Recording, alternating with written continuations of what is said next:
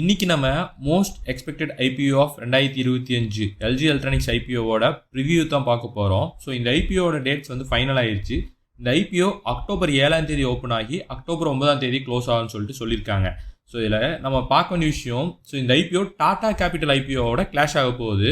So Tata capital IPO October 6 open ஆகி October 8ஆம் தேதி வருது க்ளோஸ் ஆக போகுது. ஸோ இந்த ஐபிஓவும் சேம் அதே டைம் பீரியடில் வந்து பார்த்தீங்கன்னா கிளாஷ் ஆக போகுது. ஸோ இந்த ஐபிஓவில் ப்ரைஸ் பேண்ட் வந்து பார்த்தீங்கன்னா ₹1080 ₹1140 பர் ஷேராக வந்து ஃபிக்ஸ் பண்ணியிருக்காங்க. இதில் வந்து ஒரு லாட்டுக்கு வந்து 13 ஷேர் இருக்குன்னு சொல்லியிருக்காங்க. ஸோ இதில் டோட்டல் இஷ்யூ சைஸ் வந்து பார்த்தீங்கன்னா 11,607 கோடி. கம்ப்ளீட்டாக வந்து ஆஃபர் ஃபார் சேல் மட்டும்தான். புதுசாக எந்த ஷேர்ஸ் வந்து இவங்க இதில் இஷ்யூ பண்ண கிடையாது. ஸோ இதில் வந்து பார்த்தீங்கன்னா 10.18 க்ரோர்ஸ்க்கான ஷேர்ஸை வந்து பார்த்தீங்கன்னா எல்ஜி ஓட பேரண்ட் கம்பெனி வந்து இங்கே விற்பனை பண்ணுறாங்க. அதாவது அவங்களோட 15% ஆஃப் ஸ்டேக்ஸை வந்து பார்த்தீங்கன்னா எல்ஜி எலக்ட்ரானிக்ஸில் இருந்து விற்பனை பண்ண போகிறாங்க. ஸோ இங்கே இம்பார்ட்டண்ட்டாக பார்க்க வேண்டிய விஷயம் என்னன்னா, இது கம்ப்ளீட்டாக ஆஃபர் ஃபார் சேலுங்கிறனால இந்த ஐபிஓவில் திரட்டப்படும் நிதி எதுவுமே வந்து பார்த்தீங்கன்னா இந்த எல்ஜி எலக்ட்ரானிக்ஸோட இந்தியன் யூனிட்டுக்கு போய் சேர போகிறது கிடையாது. இந்த கம்பெனியோட டெவலப்மெண்ட்டுக்கும் போய் சேர போகிறது கிடையாது. இவங்களோட பேரண்ட் கம்பெனியான கொரியன் நிறுவனத்துக்கு தான் வந்து பார்த்தீங்கன்னா இந்த ஆஃபர் ஃபார் சேல்லேருந்து திரட்டப்படும் நிதி அனைத்துமே வந்து பார்த்தீங்கன்னா போக போகுது. அதாவது இந்த 11,000 கோடியுமே வந்து பார்த்தீங்கன்னா இவங்களோட பேரண்ட் கம்பெனிக்கு தான் போய் சேரப்போகுது. பட் எதுக்காக அப்புறம் இந்த ஐபிஓக்கு வராங்கன்னு சொல்லி பார்த்தீங்கன்னா, ஸோ இந்தியன் மார்க்கெட்டில் எல்ஜி எலக்ட்ரானிக்ஸ் ஐபிஓ வந்து லிஸ்ட் பண்ணணும் அப்படிங்கிற நோக்கத்தில் தான் வந்து பார்த்தீங்கன்னா இந்த ஐபிஓக்கு அவங்க வந்திருக்காங்க. ஸோ இந்த ஐபிஓவில் ரீட்டைல் கோட்டாக்கு 35% ஒதுக்கியிருக்காங்க. ஸோ ஒரு லாட்டுக்கு ஆல்ரெடி நம்ம பார்த்துருந்தோம் 13 ஷேர்ஸ்னு சொல்லிட்டு.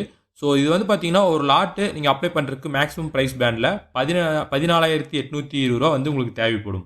ஸோ இவங்க பிஸ்னஸ் பற்றி நம்மளுக்கு எல்லாத்துக்குமே தெரியும். ஸோ இவங்க வந்து leading manufacturer and distributor of home appliances மற்றும் கன்சூமர் எலக்ட்ரானிக்ஸ்.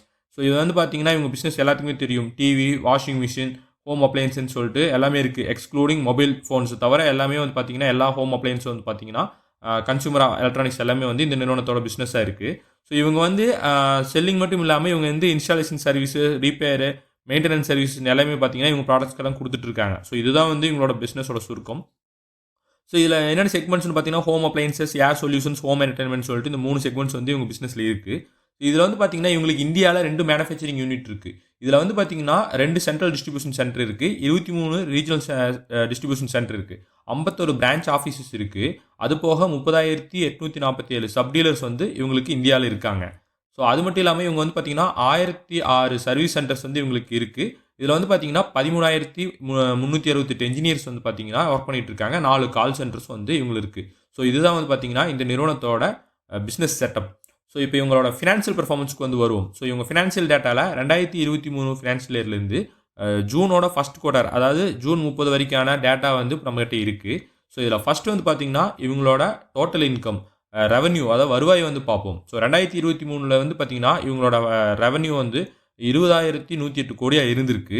ஸோ இது வந்து பார்த்தீங்கன்னா ஒவ்வொரு ஃபினான்ஷியல் இயர்லையும் இம்ப்ரூவ்மெண்ட் ஆகிக்கிறது நம்மளால் பார்க்க முடியுது. ஸோ 2025 ஃபினான்ஷியல் இயரில் இது வந்து 24,630 கோடியாக உயர்ந்துக்கிறத நம்மளால் பார்க்க முடியுது. ஸோ அது மட்டும் இல்லாமல் 2025-26 ஃபர்ஸ்ட் குவார்ட்டரில் ஸோ 6,337 கோடியாக வந்து பார்த்தீங்கன்னா ஒரு குவார்ட்டரில், அதாவது 3 மந்தில் வந்து பார்த்தீங்கன்னா இவங்களோட பெர்ஃபார்மன்ஸ் வந்து இருக்குது ரெவன்யூ. ஸோ இதில் வந்து பார்க்கும்போது 23-24 7% இன்க்ரீஸ் ஆகிருக்கு. ஸோ 24-25 பார்த்தீங்கன்னா அது வந்து 14% வந்து இன்க்ரீஸ் ஆகிருக்கு. ஸோ இவங்க ரெவன்யூ நம்மளுக்கு என்ன சொல்லுதுன்னா, ஸோ ரெவன்யூ க்ரோத் வந்து ஸ்ட்ராங் டிமாண்ட் இருக்கிறத வந்து காட்டுது. அது மட்டும் இல்லாமல் இவங்க ரெவன்யூ வந்து கன்சிஸ்டண்ட்டாக வந்து க்ரோத் இருக்குது நம்மளுக்கு காட்டுது. இப்போது இவங்களோட ப்ராஃபிட்டுக்கு வருவோம். ப்ராஃபிட் 2023 1344 கோடியாக இருந்திருக்கு. 2025 ஃபினான்ஷியல் இயரில் 2,203 கோடியாக இருக்குது. ஸோ இவங்களோட ப்ராஃபிட் வந்து பார்த்தீங்கன்னா உயர்ந்துக்கு நம்மளால் பார்க்க முடியுது. குறிப்பாக வந்து 2025 ஃபினான்ஷியல் இயரில் ஒரு ஹியூஜ் ஜம்ப் ஆகிக்கிறத நம்மளால் பார்க்க முடியுது. ஸோ இது நம்மளுக்கு என்ன இண்டிகேட் பண்ணுதுன்னா, பெட்டர் மார்ஜின்ஸ் மற்றும் ஆப்ரேஷனல் எஃபிஷியன்சி இருக்கிறத வந்து இவங்களோட ப்ராஃபிட் வந்து நம்மளுக்கு காட்டுது.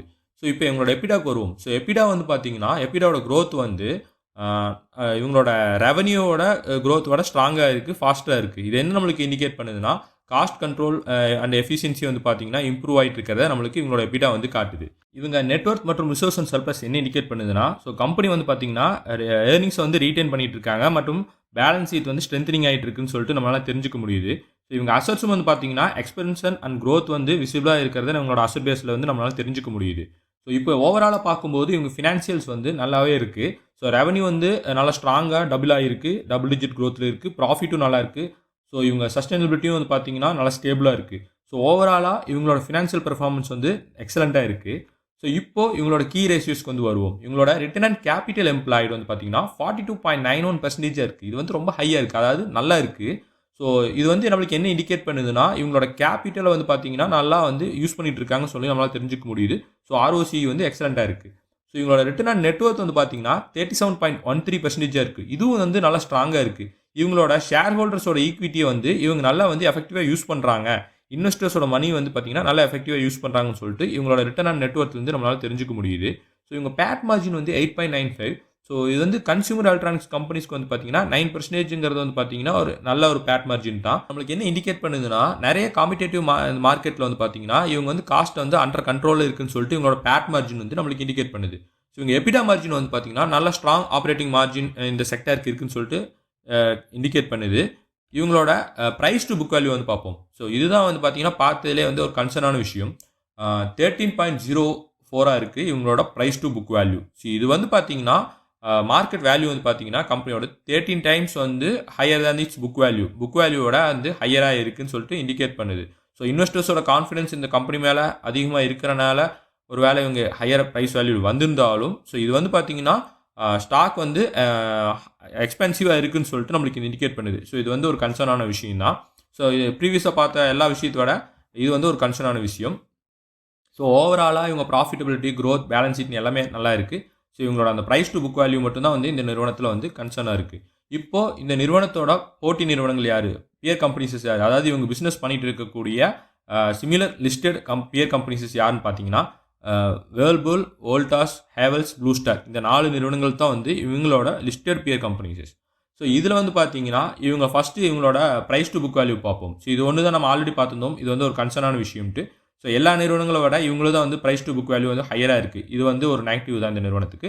ஸோ ரிட்டர்ன் ஆன் நெட்வொர்க் பார்க்கும்போது எல்லா நிறுவனங்களோட விட இவங்க வந்து ஹியூஜ் டிஃப்ரென்ஸில் இருக்காங்க, அதாவது எக்ஸலண்ட்டாக இருக்காங்க. 37.13% இருக்குது இவங்களோட return on network. So other companies எல்லாத்துலேயும் ஹையராக வந்து பார்க்கும்போது ப்ளூ ஸ்டார் தான் வந்து பார்த்தீங்கன்னா 19% இருக்காங்க. ஸோ இவங்களோட பியர் மற்ற கம்பெனிஸோட இவங்களோட பெர்ஃபார்மன்ஸ் வந்து இதில் பெட்டராக இருக்குன்னு சொல்லிட்டு நம்மளால் தெரிஞ்சுக்க முடியுது. பி ரேஷியோக்கு வந்து பார்த்தீங்கன்னா இவங்களோட பி ரேஷியோ 37.69 இருக்குது. ஸோ ஹேவல்ஸோடது 64 இருக்குது, வோல்டாஸோடது 52 இருக்குது, வேர்ல்பூலது 43, ப்ளூ ஸ்டார் 65. ஸோ இவங்க எல்லாத்தையும் கம்பேர் பண்ணும்போது இவங்களோட பிஇ ரேஷியோ வந்து பார்த்தீங்கன்னா பெட்டராக இருக்குது, நல்லாவே இருக்குது. ஸோ இவங்களோட இபிஎஸும் அதே மாதிரி தான் நல்லா இருக்குது. ஸோ ஓவராலாக இவங்களோட போட்டி நிறுவனங்களை கூட கம்பேர் பண்ணும்போது இவங்களோட பெர்ஃபார்மன்ஸ் வந்து இவங்களோட செயல்பாடுகள் வந்து சிறப்பாக இருக்குதுன்னு சொல்லிட்டு நம்மளால் தெரிஞ்சுக்க முடியுது. இப்போ நீங்கள் பார்க்க வேண்டிய விஷயம் ஆல்ரெடி நம்ம பார்த்துருந்தோம். இவங்களோட ஃபினான்ஷியல்ஸ் வந்து நல்லா இருந்துச்சு, இவங்களோட கீ ரேஷியோஸுமே எல்லாம் நல்லா இருந்துச்சுன்னு. பட் இந்த ஐபிஓ நம்ம மெயினாக பார்க்க வேண்டிய விஷயம் 2 நிறுவனங்கள், அதாவது டாடா கேபிட்டலோடதும் பார்த்தீங்கன்னா 15 கோடியாக இருக்குது இஷ்யூ சைஸ். இந்த நிறுவனத்தோடதும் பார்த்தீங்கன்னா 11 கோடியாக இருக்குது. இது ரெண்டுமே வந்து பார்த்தீங்கன்னா ஹியூஜ், அதாவது இந்தியன் ஷேர் மார்க்கெட் ஹிஸ்ட்ரியில் one of the higher issue சைஸாக இருக்குது ரெண்டுமே. இந்த 2 நிறுவனங்களுமே வந்து பார்த்தீங்கன்னா சேம் டைம் பீரியடில் போட்டியாக வர்றது தான் வந்து பார்த்தீங்கன்னா இப்போ ஒரு கன்சர்னாக வந்து இருக்குது. ஸோ எந்த அளவுக்கு இன்வெஸ்டர்ஸோட ஃபோக்கஸ் இருக்கும் அப்படிங்கிறத நம்ம நோட் பண்ணணும். ஸோ ரெண்டுலேயுமே வந்து ரீட்டைல் கோட்டாக்கு வந்து பார்த்தீங்கன்னா 35% வந்து ஒதுக்கியிருக்காங்க. ஸோ எந்த அளவுக்கு இன்வெஸ்டர்ஸ், ரீட்டைல் இன்வெஸ்டர்ஸ் மட்டும் இல்லை, QABயாக இருக்கட்டும், ஹை நெட்வொர்த் NIA கோட்டாவாக இருக்கட்டும், ஸோ இவங்க எல்லாருமே வந்து எந்த அளவுக்கு இந்த நிறுவனங்களில் இன்ட்ரெஸ்ட்டை காட்ட போகிறாங்கன்னு சொல்லிட்டு நம்ம பொறுத்து தான் பார்க்கணும். பட் 2 நிறுவனங்களுமே நல்ல நிறுவனங்களாக இருந்தாலும் சேம் டைம் பீரியடில் வர்றதா வந்து ஒரு கன்சர்னாக இருக்குது. ஸோ இந்த 2 நிறுவனங்களில் எந்த ஐபிஓவை நீங்கள் கன்சிடர் பண்ணலான்ட்டு இருக்கீங்க, இந்த LG எலக்ட்ரானிக்ஸ் ஐபிஓவை நீங்கள் கன்சிடர் பண்ணுறீங்களா இல்லையான்னு சொல்லிட்டு நம்மளுக்கு கமெண்ட்டில் வந்து உங்களோட வியூவை வந்து ஷேர் பண்ணுங்கள். ஸோ இந்த ஐபிஓவோட சப்ஸ்கிரிப்ஷன் எப்படி இருக்கும், லிஸ்டிங் எப்படி இருக்கும் போன்ற விஷயங்கள்லாம் பார்த்தீங்கன்னா இந்த ஐபிஓ ஓப்பன் ஆகிறதுக்கு முன்னாடி இந்த ஐபிஓட ரிவ்யூ போடுறேன். ஸோ அதில் நம்ம தெரிஞ்சுக்கலாம். ஸோ இந்த இன்ஃபர்மேஷன்ஸ், இந்த ஐபிஓட இன்ஃபர்மேஷன்லாம் உங்களுக்கு நான் சொல்லியிருந்தேன். ஸோ இது உங்களுக்கெல்லாம் யூஸ்ஃபுல்லாக இருக்கும்னு நம்புகிறேன். யூஸ்ஃபுல்லாக இருந்தால் மறக்காமல் இந்த வீடியோவை லைக் பண்ணிவிட்டு நம்ம சேனலை சப்ஸ்கிரைப் பண்ணிவிட்டு உங்கள் ஃப்ரெண்ட்ஸ்க்கும் ஷேர் பண்ணுங்கள். வேற ஒரு ஐபிஓ அனலிசிஸில் சந்திப்போம். நன்றி, வணக்கம்.